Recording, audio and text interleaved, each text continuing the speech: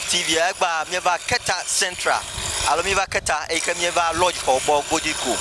mieva Madam Millicent bo mia sang de ka avamocho Madam Millicent bo leko joy ya nyon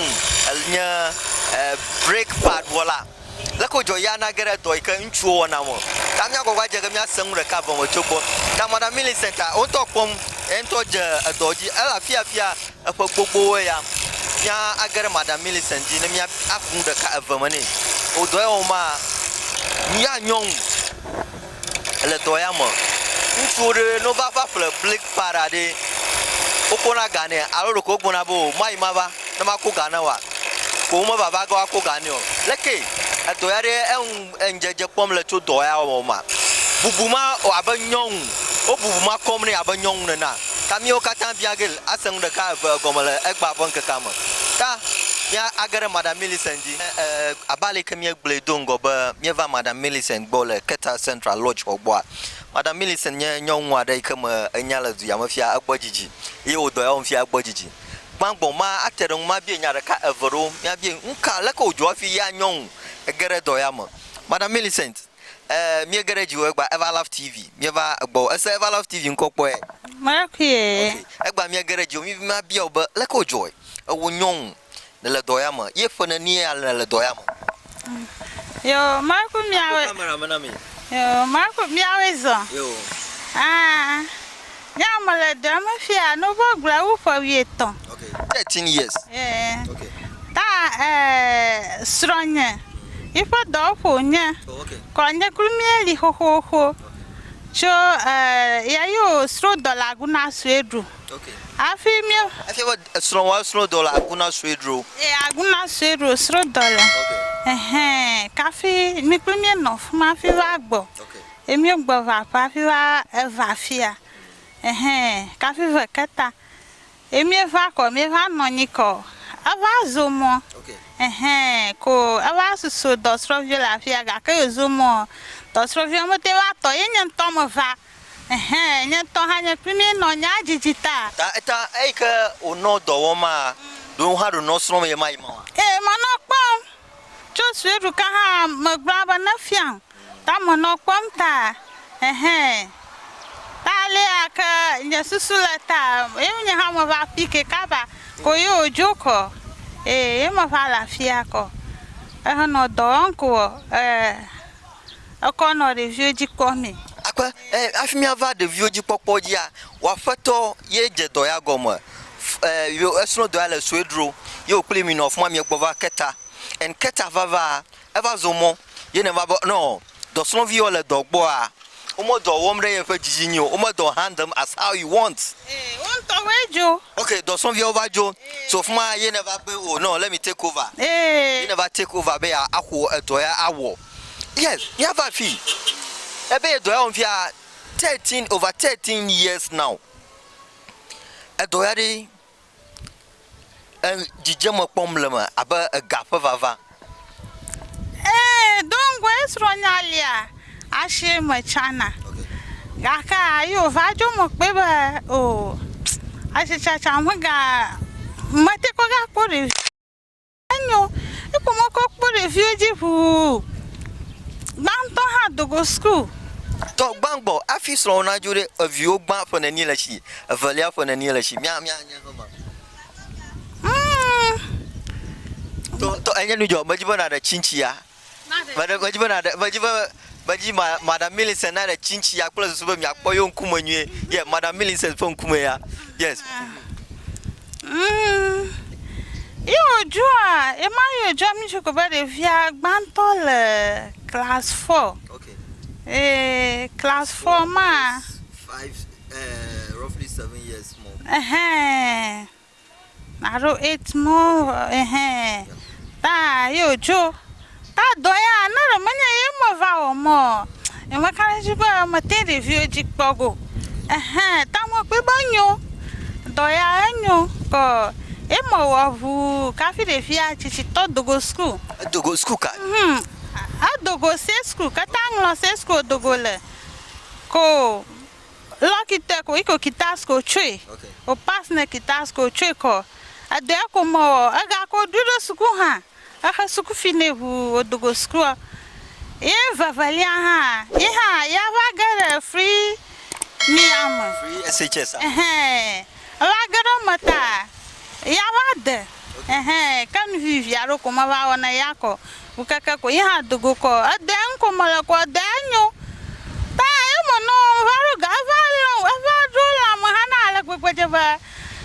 nyoni manya ga ka roji na maga shi cha fi amanya ta saka na mo yes mi gra ma on to si ebe to va geren la mona ya ala gbegbe you va power is like a dova ever lay a she you might think jojo get dogbo and you power business alo Black pad baga convivio Black o se break o se greco Black pad e power doya wo me la power e ga kom cover va me ye yo ko ye vioji la school and of vioji popo la school va da shine fifia na me nya ba e galama ne ga chofi afia be ya ide ashisha chaji a anyun sesena ye be ya ga tin aga no ashisha chagbagbo ta he ya ye no korashi awowom yes me asogo mo la pai amoyo vavanva black pad ya film de o film ni e kona ga no enma kalo driver nchu fanya glomole abe o kona mai mava ko do man yo maga ko ga do wan yo majima mia mo de ejona oh driver ole nya to fa ma ole na bana oh wow so thank you all driver yo katan ko va plan black pad la boa ebe ye milena bana he ma de ja show a great confidence in me but if you do ya o mo la ekpona jijema la ba milena bana akpa bana glo ha mana mi o le na bana o la ka gumo oh no va do o na fanyi ro na modro humo wo do ma o ro no va ka funa bo e mo kunyo no reka ya yo cho do ha ka pota ro no majrang no ha ro ko kona ga gba na oh okay na onye ba na va onye ma ya ro you no va o cho gbeta va na ma o tin kona gagbagba kono bo o na ko ga gba na ko yi mana na ma oh wow ta adam na ba na ma la ka gbegbeje okay ta ola na ba no na ba ne jije mo re don olom ya ha mo lo oh nice one olon ye ha lo driver madam Millicent e ka fun mi ale ka mi wo mkwa mi noji e we nye fa customer agbanto driver de kai ma be ye nye fa customer agbanta royal for yaw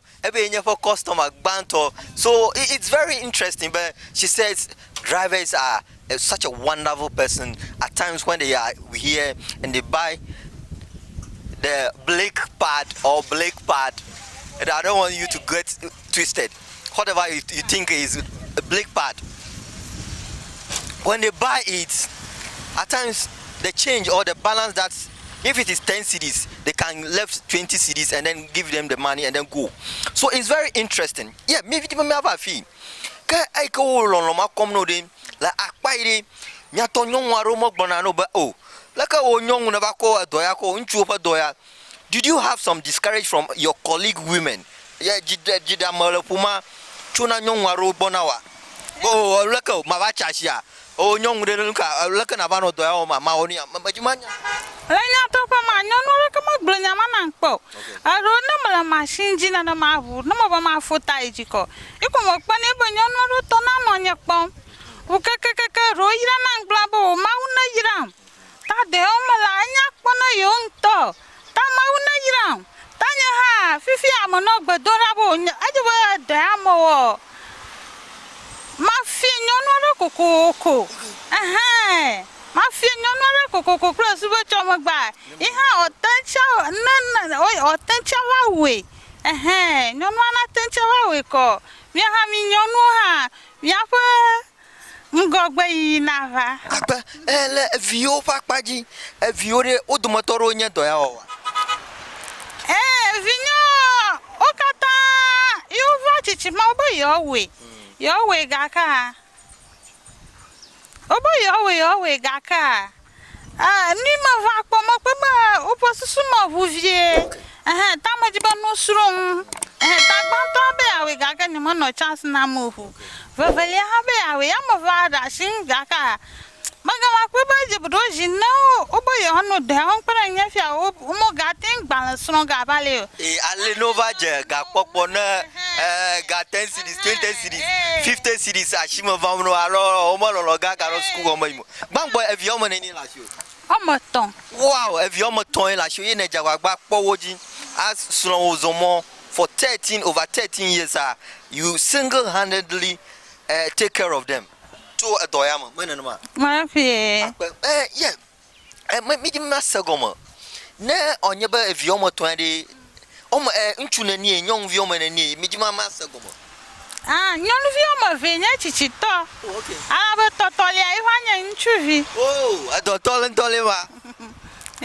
Ta. Avi mo di. da evi o mo ton la show ike first two a wonya nyon vi then the last born a yenya nchu vi ike so itore yare fiko la fia Se to ya school. school kaola Yala se school. well state Ya da o chi awita. O va jo le gbo. Fi ya. state Yala. akpaba na edoje na Everlove TV my sister kpọ ma fia majima atere ma bi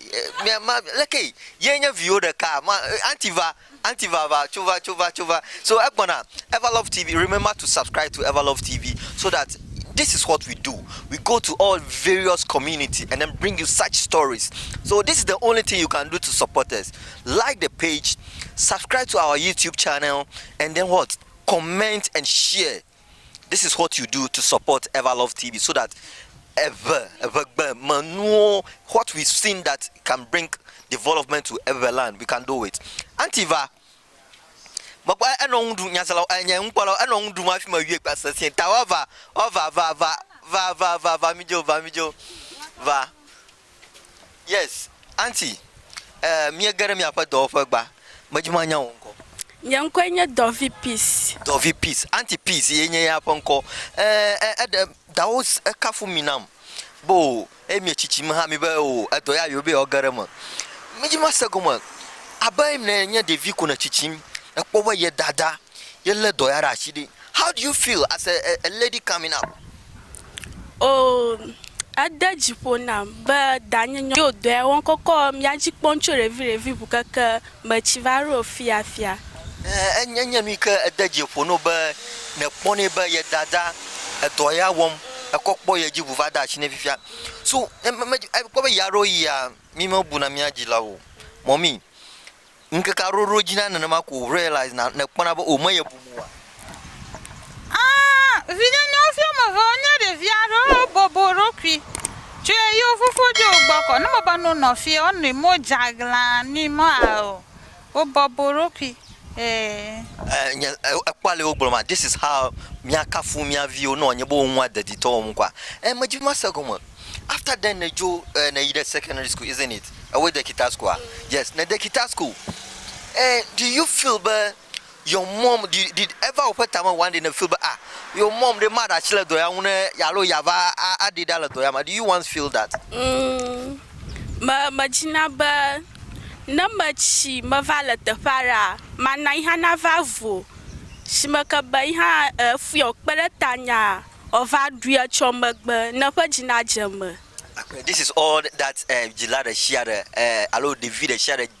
obuna cho eda down because the only thing akpa food on akpa ba food envo a ye ne never chi never ezuna na matin banana na ka organize video lawo so majiba ma abieng de ka dona eda wo gbogbo ma ejiba ye ha ya fia nyonware wo fifile fia mi choko wo all out make ne kpobo o don dawo de pe nyama de eda chire jiba wa fia maro the community am people nyong view never no wa fia wa Ma kwe nyongo nova danya do fiango ni kan chwa tin cha nyong ha tin cha we awu yeah mazima se won to wana do do ko ba kwe oh won to ha woni ba kwe oh nice one mommy onye bo wona do e vo fifile fie wo maga tinga to troga baba be aba suno do e oh you aga ijo oh fifia they are trying possible best but you are either sukuaji menenema Marky. so nya what we are all out from coming to them make na agbona eduaja the video ka nyong video ka do ya so so le wo lama and o feel be you be this is a nyong ya and na dem na me na ta ga halama me jima nyake na agbon na oh auntie atia ya ba ayi Bakuyo. yeah me jima ma like na agbon na youth the youth out there the to be video ka live la nyake na agbon no plus be do ya wa pe do ya yina kokpo ameyo gbagbaji nyong wa de lady the small girl adele fia ajivi de ka aka aliwa edo so so repeta mo bunka ka manya edo ka so nyake na agbon be o na gare eji na yo afi na afi do abe ni no yi hana ayida ngo pele do nova no o jivire ka ha nova mafia yo va yi ma o pa ma o but monya ga ka nova ko mo fianko yo gare do ma o pa ga ba ka fia ba tonto no ma fia goji nova mo hoga lo te afia mo fia ga go ha u cho wi nchuna va ba ma fia ye wo fia ga go ha u cho wi nchuna fia wo do so nene nyende to be la fuma emi chokoba ta flache na va jivi de ka ene poba e magatin suku aji go ona poba ayeji bi asono achin dora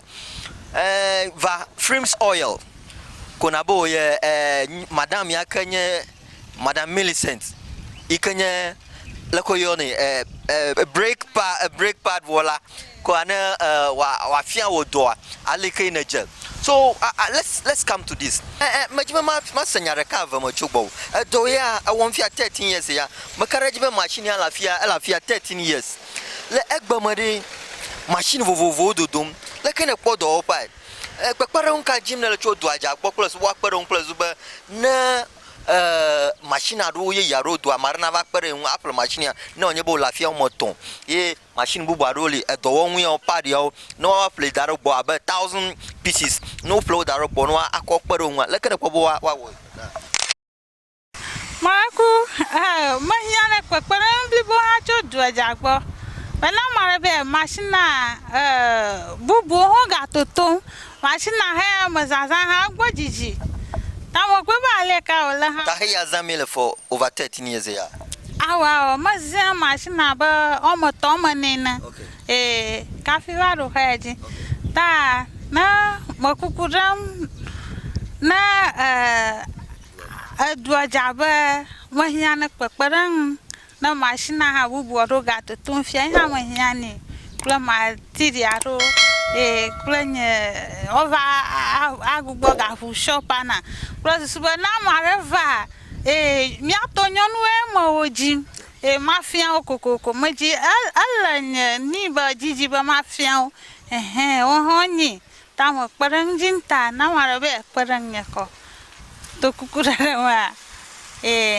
akpa ye pere un to gym plus ba machine yon one or she plus ba and the most important ke gblomo le nya ba